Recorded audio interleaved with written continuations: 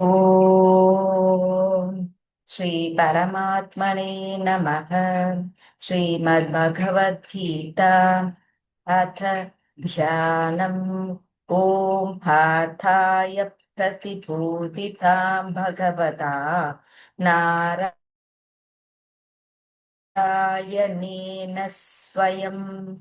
व्यासेन कृतिकां पुराणमुनिना मध्ये महाभारतम् अद्वैतामृतवर्षिणीं भगवतीम् अष्टादशाध्यायिनीम् अम्ब त्वामनुसन्ततामि भगवद्गीते भवद्वेषिणीम्। नमोऽस्तु ते व्यासविशालबुद्धे पुल्लारविन्दाय पतनेत्र येन त्वया भारततैलपूर्णः प्रज्वालितो ज्ञानमयः प्रदीपः। प्रपन्नपारिजाताय स्तोत्रवेत्रैकपाणये ज्ञानमुद्राय कृष्णाय गीतामृतुहे नमः। वसुदेवसुतं देवं कंसचाणूरमर्दनं देवकी परमानन्दं कृष्णौ वन्दे जगद्गुरुं। भीष्मद्रोणतडा च यत्र तजला गान्धारनीलोत्पला शल्यग्राहपति कृपेण वहनी कर्णेन वेलाकुलाम् अश्वत्थामविकर्णघोरमकरा दूर्विपाः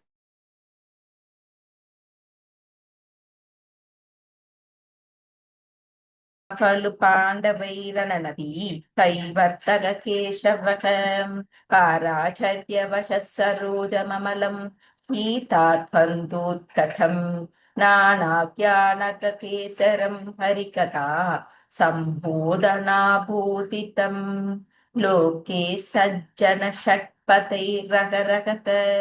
पेपीयमानं मुदा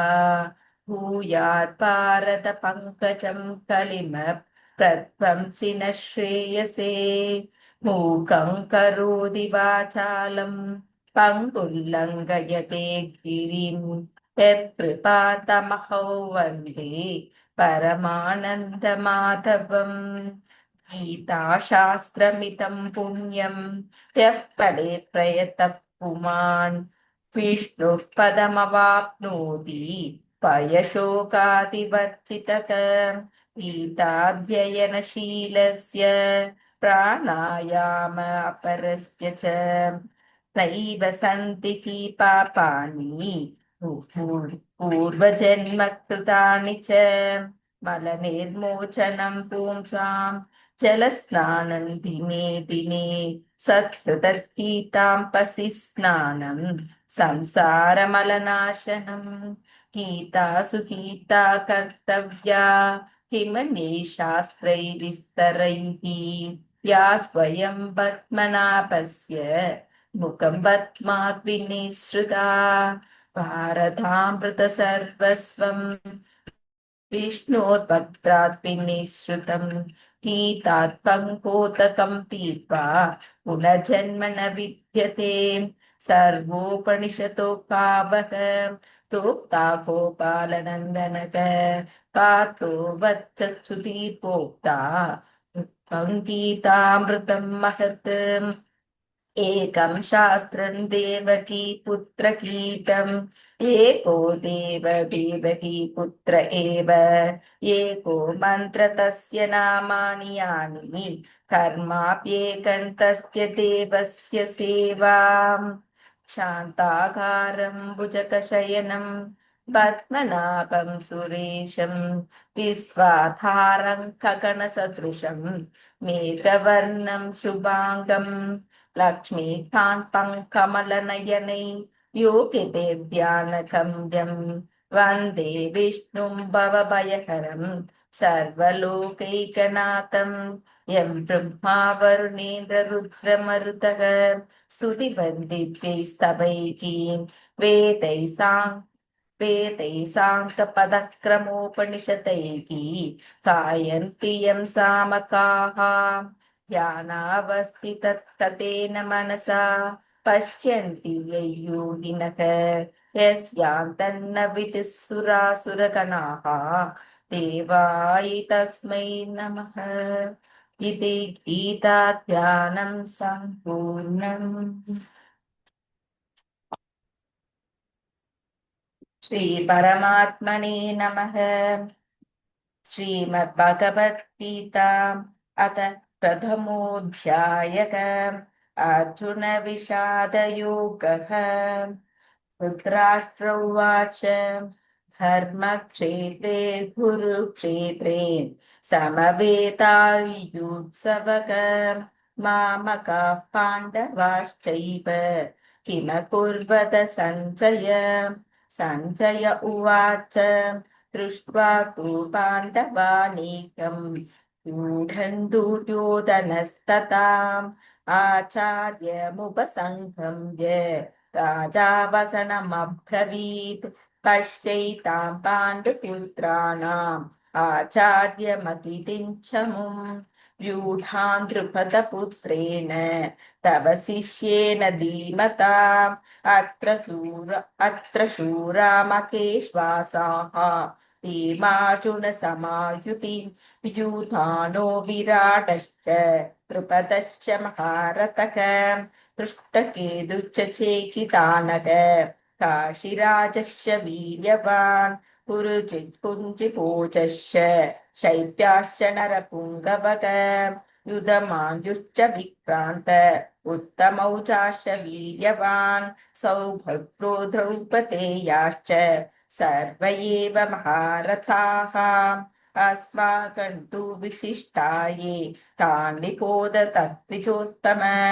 नायका मम सैन्यस्य सञ्जयार्थं तान् प्रविनीते भवान् भीष्मश्च कर्णश्च कृपश्च समिधञ्जयक अश्वत्थामा विकर्णश्च सौमदत्तिस्तथैव च अनन्ये च बहवः शूरक मदर्ते मदर्ते त्यक्तजीविताः नानाशस्त्रप्रकरणाः सर्वे युद्धविशारदाः अभ्यार्तन्त तस्माकं फलं भीष्माभिरक्षितं पर्याप्तं त्विदमेतेषां फलं भीमाभिरक्षितम् अयनेषु च सर्वेषु यथा भागमवस्थिताः भीष्ममेवाभिरक्षन्तु भवन्तः सर्व एव हि तस्य सञ्जनयन् हर्षं कुरुवृत्तः पितामहः सिंहनादो योचैः सङ्गन्त्य तत्मौ तथा भवान् ततः शङ्काशपेभ्यश्च पनवानकमुखो मुखाः सकसैवाप्यहन्त्यन्त सशब्दस्तु मुलोऽभवत् ततः श्वेते हयर्युक्ते मगधिस्यन्तने स्थितौ माधवः पाण्डवश्चैव दिव्यो शङ्को पृथक्मधुः पाञ्चचैन्यं ऋषिकेशक देवदत्तं धनञ्जयक पौण्ड्रन् तद्मो महाशङ्कं भीमकर्मा वृकोदरक अनन्तविजयं राजा कुन्तिपुत्रो युधिष्ठिरः नकुलः सहादेवश्च सुकोशो मणिपुष्पकौ काश्यश्च परमेश्वासः शिखण्डी च महारथः दृष्ट्युम्नो विराटश्च सात्यकिश्चापराजितः द्रुपदो द्रौपदेयाश्च सर्वशः पृथिवीपते सौभद्रश्च महाबाहुः शङ्कान्त्यतत्मुः पृथक् सकोशो धार्तराष्ट्राणां हृदयानि व्यधारयत् नापश्च पृथ्वीं शैव मलोव्यरुणादयन् अतो व्यवस्थितान् पृष्ट्वा धार्तराष्ट्रान् कपिध्वजः प्रवृद्धे शस्त्रसम्पादे तनुरुद्यम्य पाण्डवक ऋषिकेशं तथा वाक्यम् इदमाह महीपते। अर्जुन उवाच सेनयोरुभयोर्मध्ये रथं स्थापयमेच्युत यावतेथान् निरीक्षेऽहं योद्धुकामानवस्थितान् कैर्मया सह योद्धव्यम् अस्मिन् रणसमुद्यमे योत्स्यमानानपेक्षेऽहम् ये तेऽत्र समागताः धातराष्ट्रस्य दुर्बुद्धेः युक्ते प्रियचिकीर्षवः। सञ्जय उवाच एवमुक्तो ऋषिकेशः गुडाकेशेन भारत सेनयोरुभयोर्मध्ये स्थापयित्वा रथोत्तमम् भीष्मद्रोणप्रमुखतः सर्वेषां च महीक्षिताम् उवाच पार्था पश्येताम् समवेतान् कुरुनिति।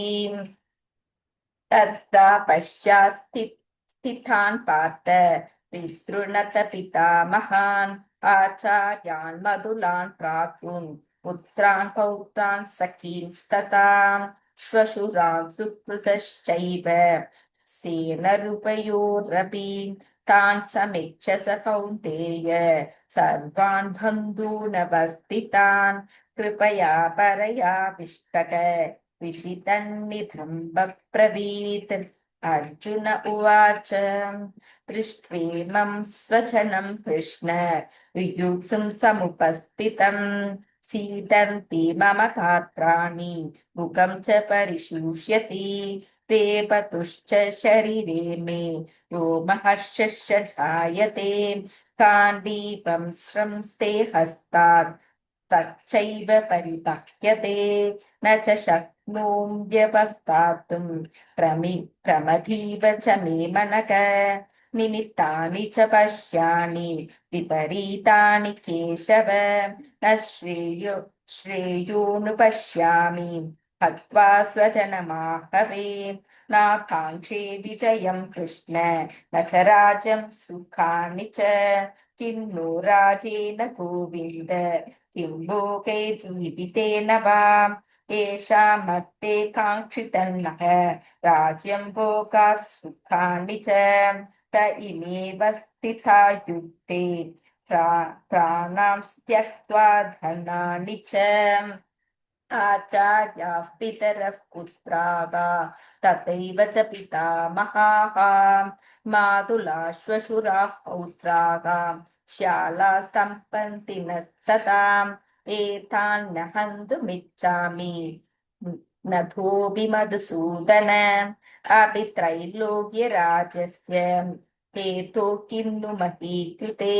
निगत्य धार्तराष्ट्रान्नः का प्रीतिस्यञ्जनार्दन पापमेवाश्रये तस्मान् हत्वैतानाथ तथायिनक तस्मान्नाथा वयं हन्तुं धार्तराष्ट्रान् स्वपान्तवान् स्वजनं हि कथं हत्वा सुखिनः स्याम माधव यद्यप्येते न पश्यन्ति लोभोपहतश्चेतसः कुलक्षयकृतं दोषं मित्रद्रोहे च पातकम् कथन्न ज्ञेयमस्माभिः पपातस्मान्निवर्तितुं कुलक्षयकृतं दोषं प्रपश्यद्भिर्जनार्दन कुलक्षय प्रणश्यन्ति कुलधर्मा सनातनाः धर्मे नष्टे कुलं कृत्स्नम् अधर्मोऽभिभवत्युत अधर्मभिभवात् कृष्ण प्रतुष्यन्ति कुलस्त्रियः स्त्रीषु तुष्टासु वार्ष्णेय जायते वर्णसङ्करः सङ्करो नरकायैव कुलघ्नानां कुलस्य च पतन्ति पितरो येषां लुप्तपिण्डोदकक्रियाः दोषैरेतः कुलघ्नानां वर्णसङ्करकारकैः उत्साद्यन्ते जातिधर्माः कुलधर्माश्च शाश्वताः उत्सन्नकुलधर्माणां मनुष्याणां जनार्दन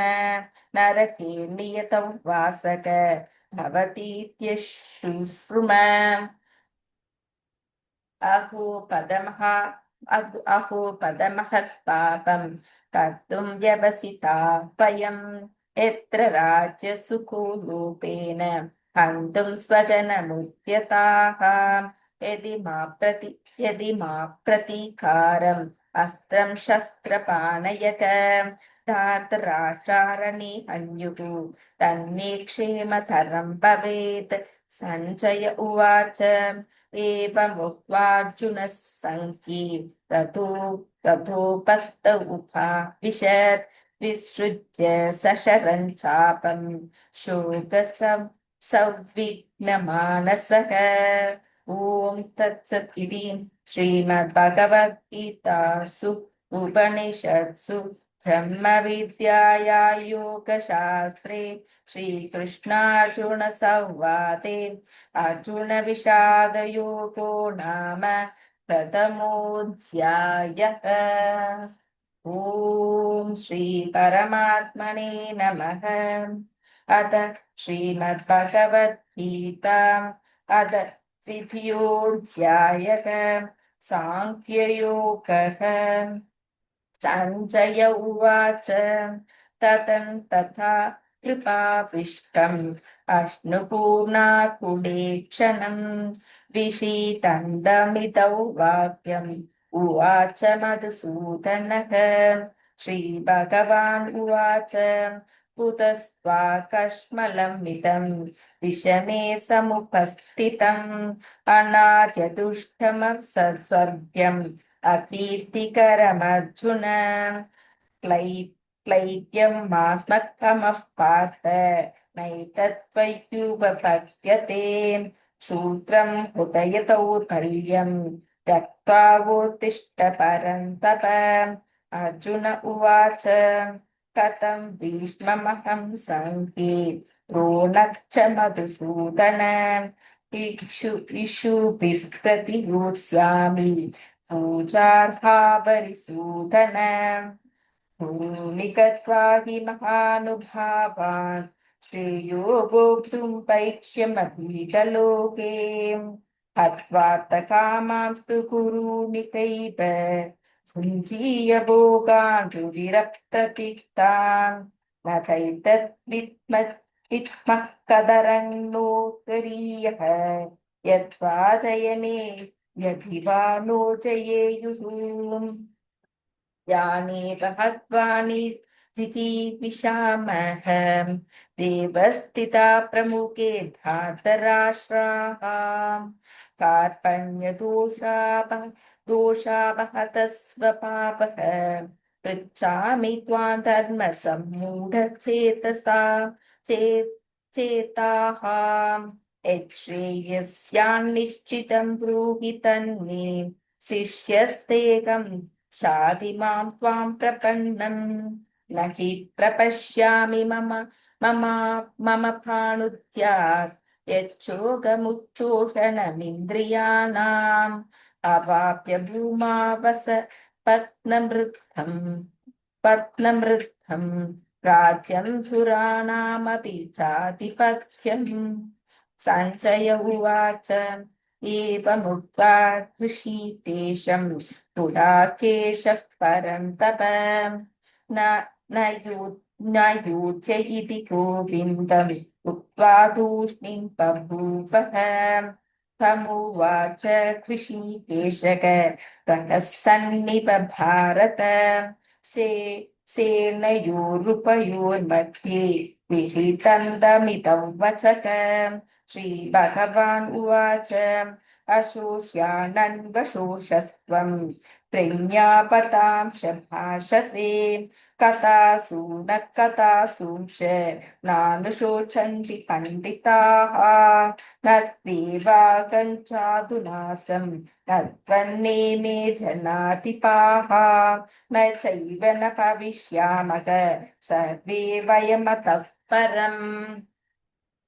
ते किलोऽस्मिन् यथा तेके कौमारै यौवनं जरां तथा देगान्तप्राप्तिभिः धीरस्तत्र न मुह्यति मत्रा स्पर्शास्तु कौन्तेय शीतोष्ण सुखदुःखताः आगमापायिनो नित्यागा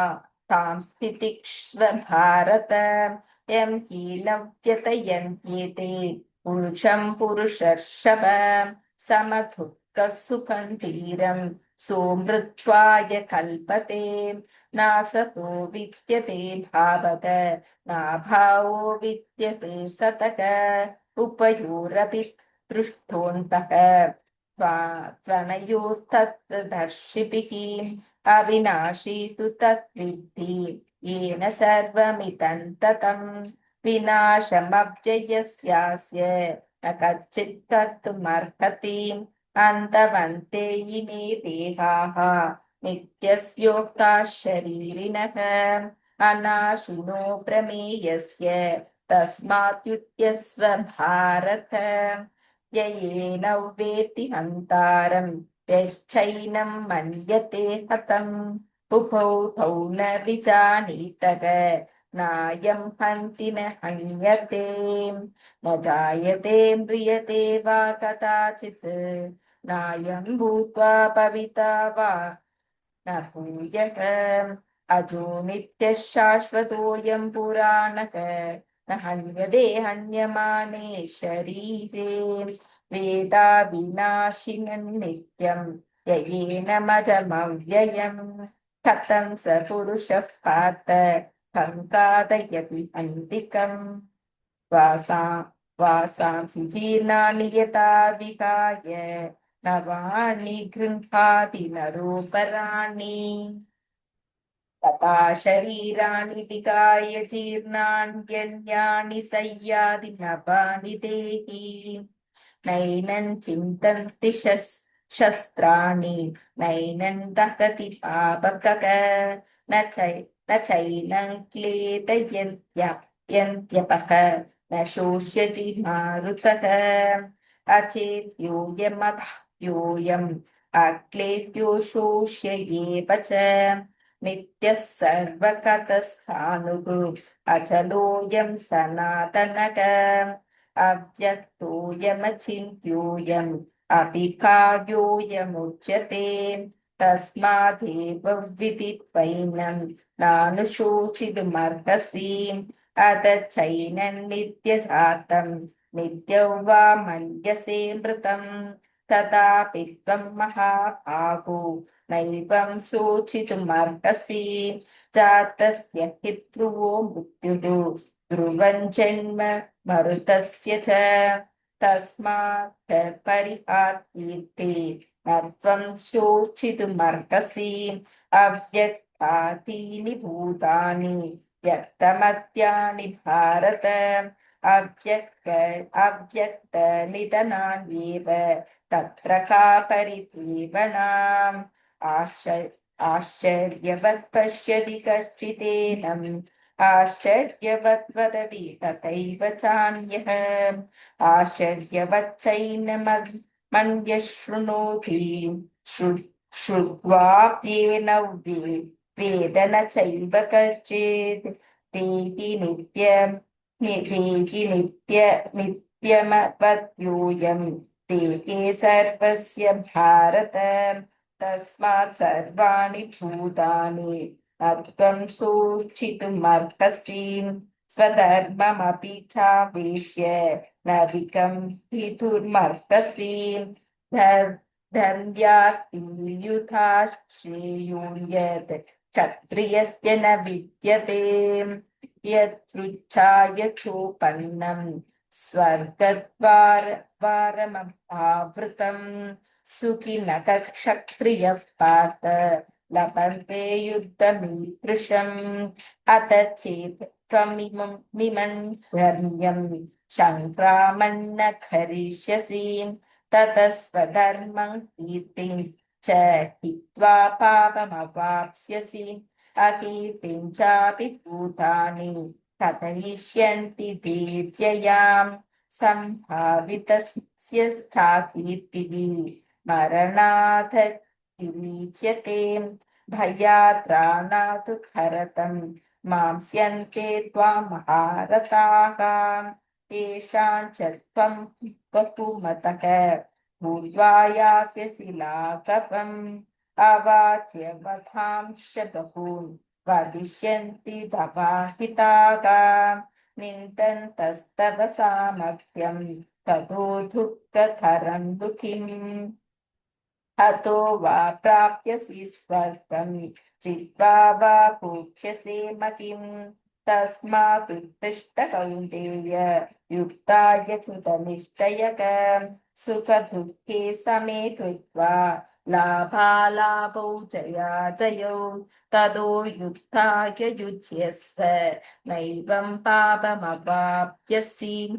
एष ते विहिता साङ्ख्ये बुद्धिर्योगे त्विमां शृणु बुद्ध्या युक्तो मया पार्थ कर्मबन्धं प्रहास्यसि नेहाभिक्रमणाशोऽस्ति प्रत्यवायो न विद्यते स्वल्पमप्यस्य धर्मस्य त्रायते महतो भयात् व्यवसायात्मिका बुद्धिः एके गुरुनन्दन पकुशाः काव्यनन्दाश्च युद्धयोग्यवासिनां यामिमां पुष्पिता वाचं प्रवतन्त्य विपश्चितक वेदवादारताः पात नान्यतस्तीतिवादिनः कामात्मानः स्वर्गपराः जन्म कर्म फलप्रदां क्रिया विशेषबहुलां भोगैश्वर्यगतिं प्रति भोगैश्वर्यप्रसक्तानां तया पकृतचेतसां व्यवसायात्मिका बुद्धिः समाधौ न विधीयते त्रैगुण्यविषया वेदाः निस्त्रैगुण्यो भवार्जुन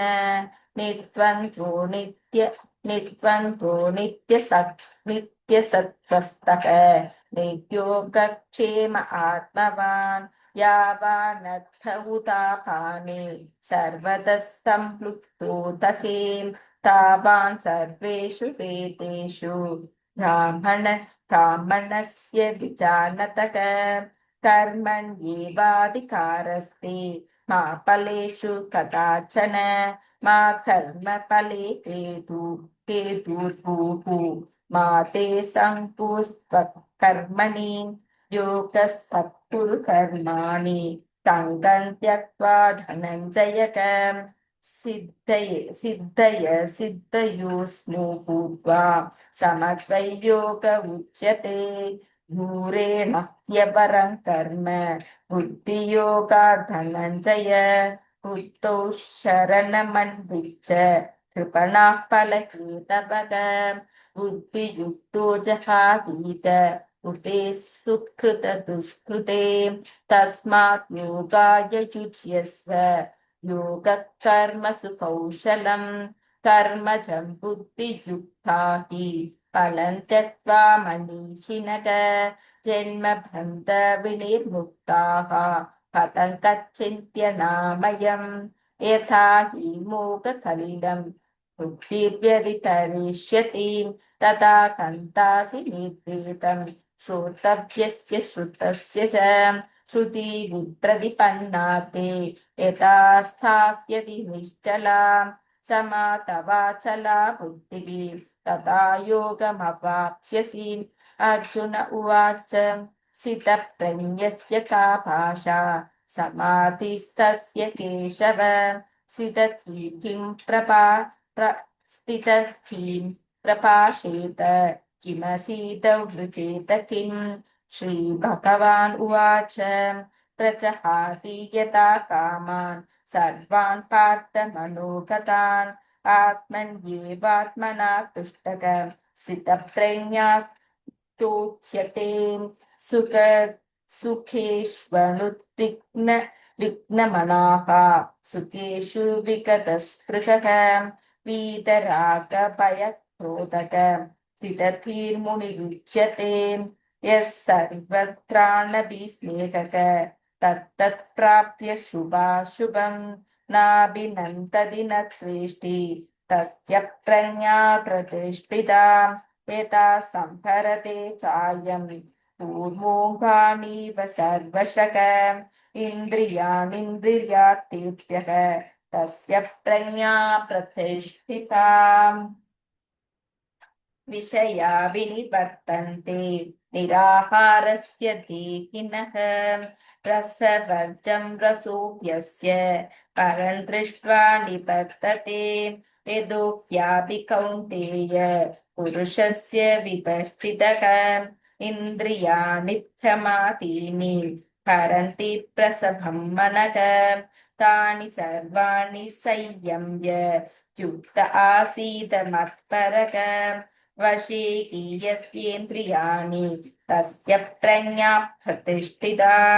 ध्यायतो विषयान् पुंसः सङ्गस्तेषुपजायते सङ्गसञ्जायते कामक कामात् क्रोधोऽपि जायते क्रोधो भवति सम्मोहक सम्मोहात् स्मृतिविभ्रमक स्मृतिभ्रंशात् बुद्धिनाशक बुद्धिनाशात् प्रणश्यति रागात् द्वेषवियुक्तस्तु विषयानिन्द्रियैश्चरन् आत्मवश्यैर्वितेयात्मा प्रसादमतिगच्छति प्रसादे सर्वदुःखानां हानिरस्योपजायते प्रसन्नचेतसो ह्याशु बुद्धिः पर्यपतिष्ठते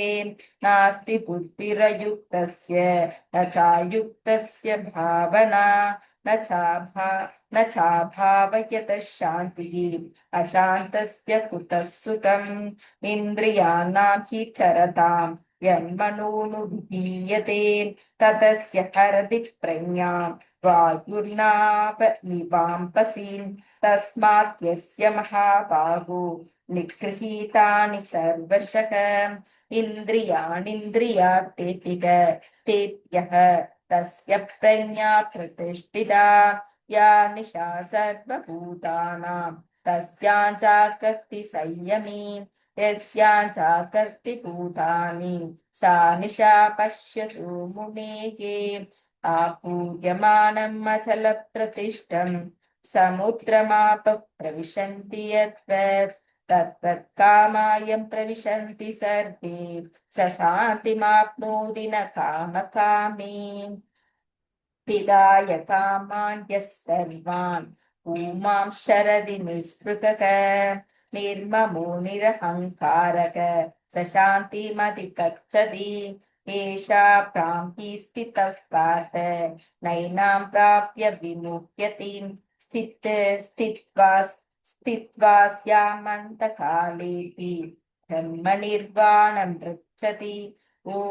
तत्सत् इति श्रीमद्भगवद्गीतासु उपनिषत्सु ब्रह्मविद्याया योगशास्त्रे श्रीकृष्णार्जुनसंवादे साङ्ख्ययोगो नाम द्वितीयोऽध्यायः। ॐ श्रीपरमात्मने नमः। अथ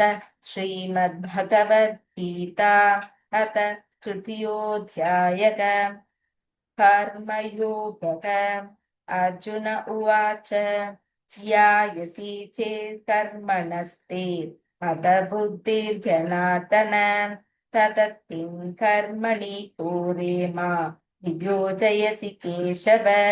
व्यामिश्रेणेव वाक्येन बुद्धिं मोहयसीव मे ततेकौ वद निश्चित्य येन श्रेयोगमाप्नुयाम्। श्रीभगवानुवाच लोकेऽस्मिन् द्विविधा निष्ठा पुरा प्रोक्ता मया नघ ज्ञानयोगेन साङ्ख्यानां कर्मयोगेन योगिनां न कर्मणामनारम्भात् नैष्कर्म्यं पुरुषोऽश्नुते न च सन्न्यसान्तेव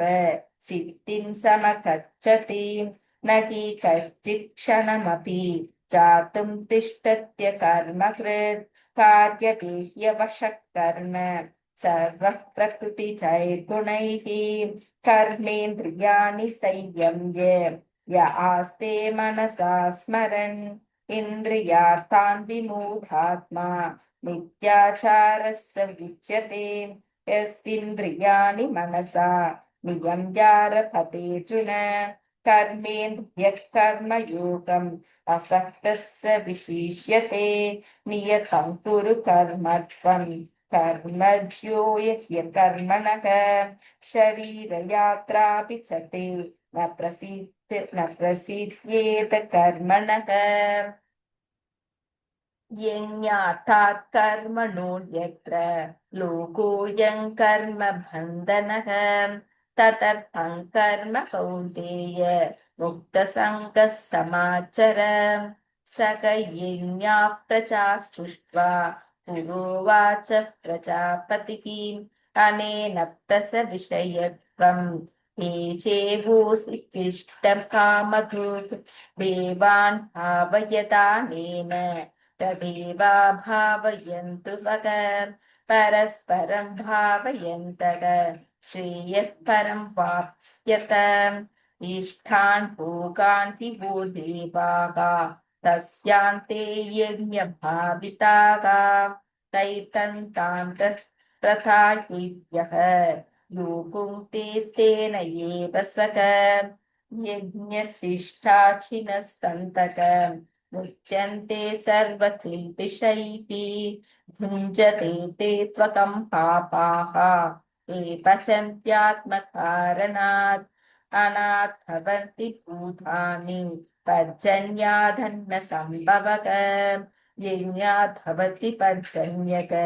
यज्ञकर्म समुद्भवः कर्म ब्रह्मोद्भवं विद्धि ब्रह्माक्षर समुद्भवम् तस्मात् सर्वकथं ब्रह्म नित्यैर्यज्ञे प्रतिष्ठितम् एवं प्रवर्तितं चक्रं नानुपत्यतीकयक अखायुरिन्द्रिया रामक मोकं पार्थ स जीवति यत्त्वात् स्मरतिरेव स्यात् आत्मतृप्ताश्च मानवक आत्मन्येव च सन्तुष्टः तस्य कार्यं न विद्यते नैव तस्य कृतोऽनात्तक नाकृतेनेक कश्चन न चास्य सर्वभूतेषु कच्चिदार्थो व्यपाश्रयः तस्मादसक्तः सततं कार्यं कर्म समाचर असक्तो ह्यचरन् कर्म परमाप्नोति पुरुषः कर्मणैव हि संसिद्धिम् आस्थिता जनघातयः लोकसङ्ग्रहमेवापि सम्पश्यन् कर्तुमर्हसि यद्यथाचरति श्रेष्ठः तत्ते देवेधरोचनः स यत्प्रमाणं कुरुते लोकस्तदनुवर्तते न मे पार्थस्ति कर्तव्यं त्रिषु लोकेषु किञ्चन नानवाप्तव्यं वर्त एव च कर्मणि यदि ह्यहं न वर्तेयं जादुकर्मण्यतन्त्रितः मम वर्त्मानुवर्तन्ते मनुष्याः पार्थ सर्वशः उत्सीते युरिमे लोकाः न पूज्यां कर्म चेतहम् शङ्करस्य च कर्तास्याम् उपहन्यामिमाः प्रजाः सक्था कर्मण्य विध्वंसः यथा कुर्वन्ति भारत कुर्यात् विद्वांस्तथा सक्तः सिकेषु लोकसङ्ग्रहम् न बुद्धिपेदञ्जनयेत् अन्यानां कर्मसङ्गिनां चोषयेत् सर्वकर्माणि विद्वान् युक्तः समाचरन् प्रकृते क्रियमाणानि गुणैः कर्माणि सर्वशः अहङ्कार विमूढात्मा कर्ताहमिति मन्यते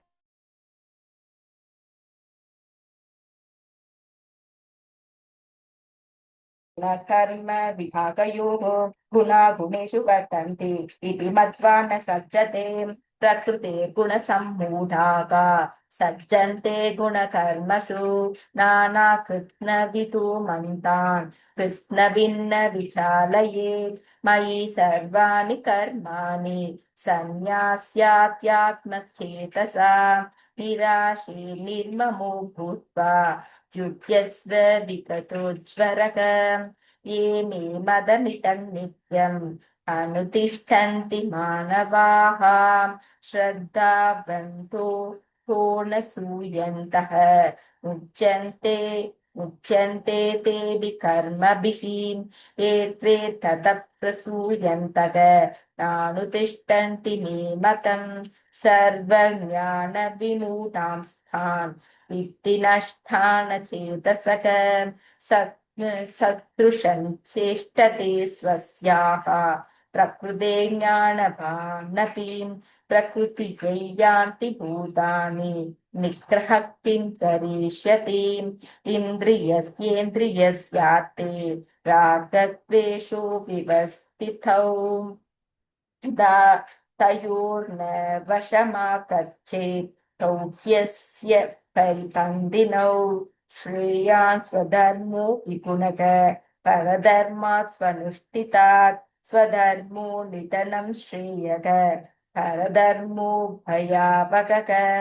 अर्जुन उवाच अत केन प्रयुक्तोऽयं पापं चरति पुरुषः अनिच्छन्नभिवाष्णेय फलादीव नियोजितः श्रीभगवानुवाच काम एषः क्रोध एषः रजोगुणसमुद्भवः महाशनो महापाप्मा विद्येन मिहावैरिणम् प्रियते पण्डिः यदा दर्शो मलेन च यदोल्पेनावृतो कर्पः तथा तेनादमावृतम् आवृतं ज्ञानमेतेन ज्ञानिनो नित्यवैरिणां कामरूपेण कौन्तेय दुष्पूरेणानलेन च इन्द्रियाणि मनोबुद्धिः अस्याधिष्ठानमुच्यते एते विमोहयत्येषः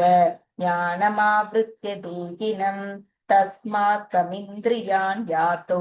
नियम्य भरतर्षभ पाप्मानं प्रजहीह्येनं ज्ञानविज्ञाननाशनम् इन्द्रियाणि परान् याहुः इन्द्रियेभ्यः परं मनः मनसस्तु परा बुद्धिः यो बुद्धेः परस्तु सः एवं बुद्धेः परं भूत्वा समस्ताप्यात्मानमात्मना जगीशत्रुं महाभागो कामरूपं दुरासतम् ॐ तत्सत् इति श्रीमद्भगवद्गीतासु उपनिषत्सु ब्रह्मविद्यायां योगशास्त्रे कृष्णार्जुनसंवादे कर्मयोगो नाम तृतीयोऽध्यायः। ॐ श्रीपरमात्मने नमः। श्रीमद्भगवद्गीता अथ चतुर्थोऽध्यायः ज्ञानकर्मसन्न्यासयोगः। श्रीभगवानुवाच इमौ विवस्वते योगं प्रोक्तवानकमव्ययम् विवस्वान्मनवे प्राह मनुरिक्ष्वाकवे ब्रवीत् एवं परम्परा प्राप्तम् इमं प्रचर्षयो विदुः स काले नेदमहथा योगो नष्टः परन्तप स एवायं मया प्रीत्य योगः प्रोक्तः पुरातनः भक्तोऽसि मे सखा चेति रहस्यं ह्येदुत्तमम् अर्जुन उवाच अपरं भवतो जन्म परं जन्म विवस्वतः कथमेतत् विजानीयम् तमादौ प्रोक्तवानिति।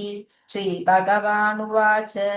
बहूनि मे व्यतीतानि जन्माणि तव चार्जुन तान्यहौ वेद सर्वाणि न त्वं वेत्ति परन्तप। अजोऽपि सन्नव्ययात्मा भूतानमीश्वरोऽपि सन् प्रकृतिं स्वामधिष्ठाय सम्भवाम्यात्ममायया। यदा यदा हि धर्मस्य ग्लानिर्भवति भारत अभ्युत्थानधर्मस्य तदात्मानं सृजाम्यहम्। परित्राणाय साधूनां विनाशाय सतुष्कृतां धर्म संस्थापनार्थाय सम्भवामि युगे युगे। जन्म कर्म च मे दिव्यम् एवयो वेति तद्वदः त्यक्त्वा देकं पुनर्जन्म नैति मामेदि सोऽर्जुन। वीतरागभयक्रोधाः मन्मया मामुपाश्रिताः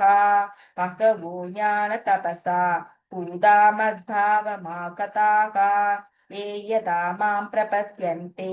तांस्तथैव भजाम्यहम्। मावत्मानुवर्तन्ते मनुष्याः पार्थ सर्वशः काङ्क्षतः कर्मणां सिद्धिं यजन्तैः देवता। क्षिप्रं हि मानुषे लोके सिद्धिर्भवति कर्मजा साधुर्वर्ण्यं मया सृष्टं गुणकर्म विपाकशः तस्य कर्तारमपि मां विद्या कर्तारमव्ययम्। न मां कर्माणि लिम्पन्ति न मे कर्मफले स्पृहा इति मायोऽभिजानाति कर्मभिर्न स पद्यते। एवं ज्ञात्वा कृतं कर्म पूर्वैरपि मुमुक्षुभिः कुरु कर्म तस्मात् त्वं पूर्वैः पूर्वतरं कृतं किं कर्म किमकर्मेति कवयोऽप्यत्र मोहिताः। तत्ते कर्म प्रवक्ष्यामि यज्ञात्वा मोक्षसे शुभात्। कर्मणो ह्यापि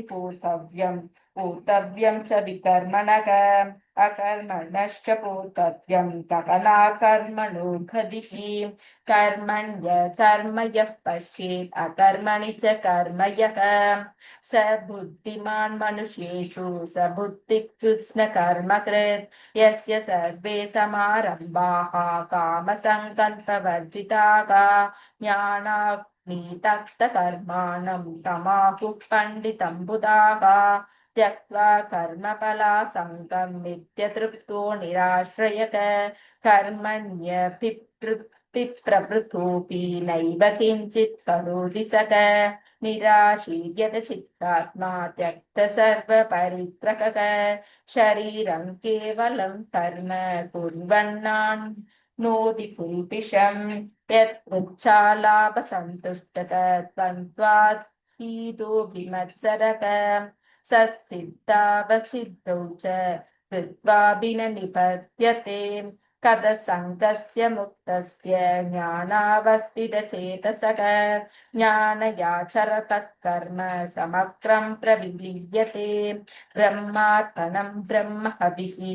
ब्रह्माग्नौ ब्रह्मणाहुतं ब्रह्मैव तेन गन्तव्यं ब्रह्म कर्म समाधिना।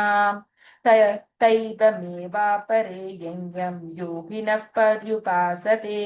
ब्रह्माज्ञावापरे यज्ञं यज्ञनैवोपजीवति। श्रोत्रादीन्द्रियाण्यन्ये संयमग्निषु जुह्वति शब्दादीन् विषयान्नन्ये इन्द्रियाग्निषु जुह्वति। सर्वाणीन्द्रियकर्माणि प्राणकर्माणि चापरे आत्मसंयमयोगोऽग्नौ जुह्वति ज्ञानदीपिते। द्रव्ययज्ञास्तपो यज्ञाः योगयज्ञास्तथा परे स्वाध्यायज्ञानयज्ञाश्च यतः संशितौ वृताः। अपाने जुह्वति प्राणं प्राणे पानं तथा परे प्राणापानगति कृत्वा प्राणायामपरायणाः। अपरे नियताहाराः प्राणान् प्राणेषु जुह्वति सर्वेऽपीते यज्ञपितक यज्ञक्षपितकल्मषाका यज्ञशिष्टामृतभुजक यान्ति ब्रह्म सनातनम् नायल्लोकेऽस्यज्ञस्य कुतोऽन्यस्कुरुत्सत्तम एवं बहुविधा यज्ञाः विदधा ब्रह्मणो मुखे कर्मजान् वित्ति तान् सर्वान् एवं ज्ञात्वा विमोक्षसे श्रेयान् द्रव्यमयात् यज्ञात् ज्ञान यज्ञः परन्तप सर्वं कर्माखिलं पार्थ ज्ञाने समाप्यते तद्वित्ति प्राणपातेन परिप्रश्नेन सेवया उपदेश्यन्ति ते ज्ञानं ज्ञानस्तत्त्वदर्शिनः ये ज्ञात्वा न पुनर्लोकं ये वैयाससि पाण्डव येन भूतान्यशेषेण द्रक्ष्यस्यात्मन्यतो मयि अभिचेदसि पापेभ्यः सर्वेभ्यः पापकृत्तमः सर्वं ज्ञानप्लवेनैव रुचिनं सन्तरिष्यसि यतैतांसि समिन्तोऽग्निः भस्मसात् कुरुतेऽर्जुन ज्ञानिनाग्निर्सर्वकर्माणि भस्मसात् कुरुते तथा न हि ज्ञानेन सदृशं पवित्रमिह विद्यते तत्स्वयं योगसंसिद्धः कालेनात्मनि विन्दति श्रद्धावान् लभते ज्ञानं तत्परः संयतेन्द्रियः ज्ञानं लब्ध्वा परां शान्तिम् अचिरेणाधिगच्छति शास्त्रदाधानश्च संशयात्म विनश्यति नायल्लोकोऽस्ति न परग न सुखं संशयात्मनः योगसंन्यस्तकर्माणं ज्ञानसञ्छिन्य संशयम् आत्मबन्धन्न कर्माणि निबध्नन्ति धनञ्जय तस्मात् ज्ञानसम्भूतं हृस्थज्ञानासीनात्मनः चित्वैनं संशयं योगम् अधिष्ठोत्तिष्ठ भारत ॐ तत्सदिति श्रीमद्भगवद्गीतासु ब्रह्मविद्याया योगशास्त्रे श्रीकृष्णार्जुनसंवादे ज्ञानकर्मसन्न्यासयोगो नाम चतुर्थोऽध्यायः। ॐ श्रीपरमात्मने नमः। अथ श्रीमद्भगवद्गीता अथ पञ्चमोऽध्यायः कर्मसन्न्यासयोगः। अर्जुन उवाच सन्न्यासं कर्मणां कृष्ण पुनर्योगं च शंससि यच्छ्रेयेतयोरेकं तन्मे पूहितुमिच्छितम् श्रीभगवानुवाच सन्न्यासः कर्मयोगश्च निःश्रेयसकरावुभौ तयोस्तु कर्मसन्न्यासः कर्मयोगो विशिष्यते ज्ञेयः स नित्यसन्न्यासी यो न द्वेष्टि न काङ्क्षति निर्द्वन्द्वो हि महाबाहो सुखं बन्धात् प्रमुच्यते साङ्ख्ययोगो पृथक् बालाः प्रवर्तन्ति न पण्डिताः एकमाप्यसि स्थितः सम्यक् उभयोर्विन्दते फलम् यत् साङ्ख्यः प्राप्यते स्थानं तद्योगैरपि गम्यते एकं साङ्ख्यं च योगं च यः पश्यति स पश्यति सन्न्यासस्तु महाभागो दुर्गमाप्तुमयोगतः योगयुक्तो मुनिब्रह्म न चिरेणाधिगच्छति योगयुक्तो विशुद्धात्मा विजितात्मा जितेन्द्रियः सर्वभूतात्मा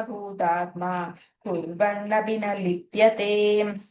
नैव किञ्चित् करोमीति युक्तो मन्येत तद्भवेत् पश्यन् शृण्वन् स्पृशन् जिघ्रन् अश्नन् गच्छन् स्वपन् श्वसन् प्रलपन् विसृजन् गृह्णन् उन्मिषन् निमिषन्नपि इन्द्रियाणीन्द्रियार्थेषु वर्तन्त इति धारयन् ब्रह्मण्याधया ब्रह्मण्याधाय कर्माणि सङ्गं त्यक्त्वा करोति यः लिप्यते न स पापेन पद्मपत्रमिवाम्बसा कायेन मनसा बुद्ध्या केवलैरिन्द्रियैरपि योगिनः कर्म कुर्वन्ति सङ्गं त्यक्त्वात्मशुद्धये युक्तः कर्मफलं त्यक्त्वा शान्तिमाप्नोति नैष्टिकीम् अयुक्तः कामकारेण फले शक्तो निबध्यते सर्वकर्माणि मनसा सन्न्यस्यास्ते सुखौ वशी नवद्वारे पुरोदेहि नैव कुर्वन्न कारयन् न कृत्वन्न कर्माणि लोकस्य सृजति प्रभुः न कर्म फलसंयोगं स्वभावास्तु प्रवर्तते न तत्ते कस्यचित् पापं न चैव सुकृतं विभुः अज्ञानानेव वृथं ज्ञानं तेन मुह्यन्ति जन्तवः ज्ञानेन तु तज्ज्ञानं तेषान्नाशितमात्मनः तेषामादितवज्ञानं प्रकाशयति तत्परम् तद्बुद्धयस्तदात्मानः तन्निष्ठा तत्परायणाः कच्चिन्त्य पुनरावृत्तिं ज्ञाननिर्धूतकल्मषाः विद्या विनयसम्पन्ने ब्रह्मणे कवि हस्तिनि शुनि शैव स्वपाके च पण्डिता समदर्शिनः इकैव तर्जितः सर्गः येषां साम्यस्थितं मनः निर्दोषं हि समां ब्रह्म तस्मात् ब्रह्मणि ते स्थिताः न प्रकृष्येत् प्रियं प्राप्य नोद्विजेत् प्राप्य चाप्रियं स्थिरबुद्धिरसा मूढाः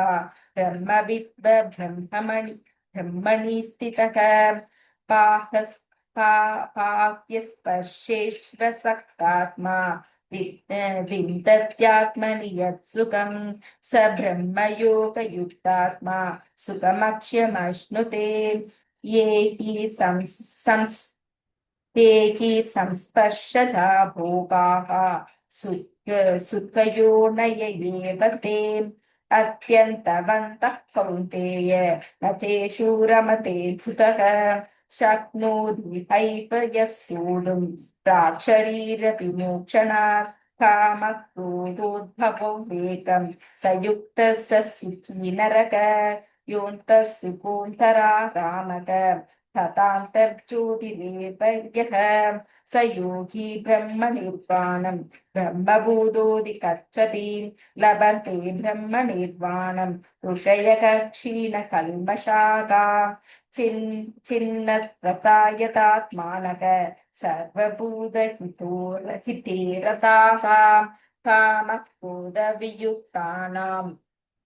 यदि नायत चेतसाम् अभितो ब्रह्मनिर्वाणं वर्तते विदितात्मनां स्पर्शान् कृत्वा बहिर्बाह्यान् चक्षुश्चैवान्तरे भ्रुवोः प्राणापानौ समो कृत्वा नासाभ्यन्तरचारिणौ यदेन्द्रियमनोभिः मुनिर्मोक्षपरायणः विगते चाभयक्रोधक यशः सदा मुक्त एव सः भोक्तारैर्यज्ञतपसां सर्वलोकमहेश्वरं सुकृतं सर्वभूतानां ज्ञात्वा मां शान्तिमृच्छति ॐ तत्सदिति श्रीमद्भगवद्गीतासु उपनिषत्सु ब्रह्मविद्याया योगशास्त्रे श्रीकृष्णार्जुनसंवादे कर्मसन्न्यासयोगो नाम पञ्चमोऽध्यायः अथ ॐ श्री परमात्मने नमः अथ श्रीमद्भगवद्गीता अथ षष्ठोऽध्यायः अथ आत्मसंयमयोगः श्रीभगवानुवाच अनाश्रितः कर्मफलं कार्यं कर्म करोति यः स सन्न्यासी स योगी च न निरग्निर्न चाक्रियः यं सन्न्यासमिति प्राहुतो योगन्तो वित्ति पाण्डव न ह्यसन्न्याससङ्कल्पक योगी भवति कश्चन आरुरुक्षेर्मुनेर्योगं कर्मकारणमुच्यते योगारूढस्य तस्यैव शमः कारणमुच्यते। यदा हीनेन्द्रियार्थेषु न कर्मस्वनुषज्जते सज्जते सर्वसङ्कल्पसन्न्यासी योगारूढस्तदोच्यते। उत्तरेतात्मनात्मानं नात्मानमवसादयेत्। आत्मैव ह्यात्मनो बन्धुः आत्मैव रिपुरात्मनः बन्धुरात्मात्मनस्तस्य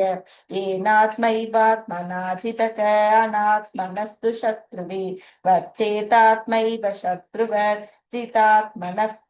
प्रशान्तस्य परमात्मा समाहितः शीतोष्णसुखदुःखेषु तथा मानवमानयोगो ज्ञानविज्ञानतृप्तात्मा कूटस्थो विजितेन्द्रियक युक्त युच्यते योगी समलोष्टाश्म काश्चनः सुकृन्मित्रार्वुतासीन मध्यस्थतवेश्य बन्धुषु साधुष्वपि च पापेषु समबुद्धिर्विशेष्यते। योगी युञ्जीत सततम् आत्मानं रकसि स्थितः एकाकी यदचित्तात्मा निराशीरपरित्रकः शुचौ देशे प्रतिष्ठाप्य स्थिरमासनमात्मनः नात्युच्चरितन्नादिनीचं नीचं शैलाजीनकुशोत्तरं तत्रैकाग्रं मनः कृत्वा यथा चित्तेन्द्रियक्रियः उपविश्यासने युञ्ज्यात् योगमात्मविशुद्धये समं काय शिरो ग्रीवं तारयन्नचलं स्थिरः सम्प्रेष्य नासिकाग्रं स्वं दिशश्चानवलोकयन् प्रशान्तात्मा विगतभीति ब्रह्मचार्यवृते स्थितः मनः संयम्य युक्त आसीन मत्परः युञ्जन्नेवं सदात्मानं योगी नियतमानसः शान्तिं निर्वाणपरमां मत्संस्थामधिगच्छति नात्यश्नतस्तु योगोऽस्ति न चैकान्तमनश्नतः न चातिस्वप्नशीलस्य जागृतो नैव चार्जुन युक्तहाराविहारस्य युक्तचेष्टस्य कर्मसु युक्तस्वप्नावबोधस्य योगो भवति दुःखः यदा विनयतं चित्तम् आत्मैवावतिष्ठते निःस्पृहा स्वर्गकामेभ्यः युक्त इत्युच्यते तदा यदा जीवो निवातस्तक निन्दते सोपमा स्मृता योगिनो यदचित्तस्य युञ्जतो योगमात्मनः यत्रो रमते चित्तं निरुद्धयोगसेवया यत्र चैवात्मनात्मानं पश्यन्नात्मनि तुष्यति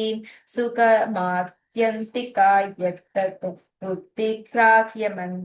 बुद्धिग्राह्यमतीन्द्रियं वेति यत्र न चैवायं स्थितः चलति तत्त्वतः यल्लब्ध्वा चापरल्लाभं मन्यतेनाधिकं ततः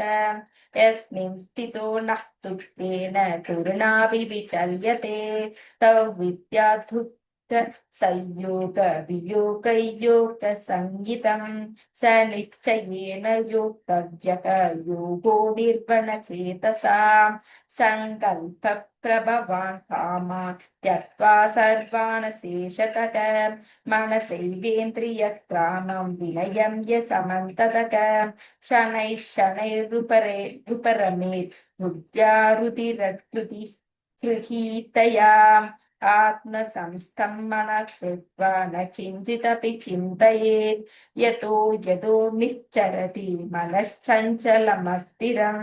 ततस्ततो नियम्यैतत् आत्मन्येव वशं नयेत् प्रशान्तमनसं ह्येनं योगिनं सुखमुत्तमम् उपैति शान्तरजसं धर्मभूतमकल्मषं युज्यन्नेवं सदात्मानं योगी विगतकल्मषः सुखेन ब्रह्म संस्पर्शम् अत्यन्तं सुखमश्नुते सर्वभूतस्तदात्मानं सर्वभूतानि चात्मनि ईक्षते योगयुक्तात्मा सर्वत्र समदर्शनः यो मां पश्यति सर्वत्र सर्वं च मयि पश्यति तस्यागन्न प्रणश्यामि च स च मे न प्रणश्यति सर्वभूतस्थितै यो मां भजत्येकत्वमस्थितः सर्वथा वर्तमानोऽपि स योगी मयि वर्तते आत्मौपम्येन सर्वत्र समं पश्यति योऽर्जुन सुखौ वा यदि वा दुःखं स योगी परमो मतः अर्जुन उवाच यो योगस्त्वया प्रोक्तः साम्येन मधुसूदन एतस्याकन्न पश्यामि चञ्चलत्वात् स्थितं स्थिरां चञ्चलं हि मनः कृष्ण प्रमादी फलवदृढं तस्याकन्निग्रहं मन्ये वायोरीव सुदुष्करं श्रीभगवानुवाच असंशयं महाबाहो मनो दुर्निग्रहञ्चलम् अभ्यासेन तु कौन्तेय वैराग्येन गृह्यते असंयतात्मना योगः दुष्प्राप इति मे मतिः पश्यात्मना तु यतता शक्यो वाप्तुमुपायतः अर्जुन उवाच आयतु श्रद्धयोपेतः योगच्चलितमानसः अप्राप्य योगसंसिद्धिं काङ्क्षतिं कृष्ण कच्चिन्नोपयविपृष्टक छिन्ना प्रमिविनश्यति अप्रतिष्ठो महाभागो विनुडो ब्रह्मणः पतिम् एतन् संशयं कृष्ण चेतुमर्हस्य शेषतः तत्त्वतन्यः संशयस्यास्य चेता न ह्युपपद्यते श्रीभगवानुवाच हार्दनैवेकनामुत्र विनाशस्तस्य विद्यते न हि कल्याणकृत् कश्चित् दुर्गतिं तथा गच्छति प्राप्य पुण्यकृतं लोकान् उषित्वा शाश्वती समाम् शुचीनां श्रीमतां येगे योगपृष्ठो विजायते अथवा योगिनामेव कुले भवति धीमताम् एतत्ते दुर्लभतरं लोके जन्म यदीदृशं तत्र तं बुद्धिसंयोगं लभते भौवदेहिकं यदते च ततो भूयत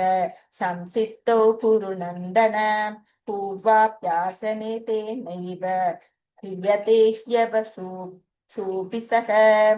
जिज्ञासुरपि योगस्य शब्दब्रह्मादिवर्तते प्रयत्नात्ययतमानस्तु योगी संशुद्धकिल्बिषः अनेकजन्म संसिद्धः ततो याति परां गतिं तपस्विद्योतिको योगी ज्ञानव्योऽपि मदोऽधिकः कर्मि पश्य चादिको योगी तस्मात् योगी भवार्जुन योगिनामपि सर्वेषां मत्कतेनातरात्मनां श्रद्धावान् भजते यो मां स मे युक्ततमो मतः ॐ तत्सत् श्रीमद्भगवद्गीतासु उपनिषत्सु ब्रह्मविद्याया योगशास्त्रे श्रीकृष्णार्जुनसंवादे आत्मसंयमयोगो नाम षष्ठोऽध्यायः। ॐ श्रीकृष्णार्पणमस्तु।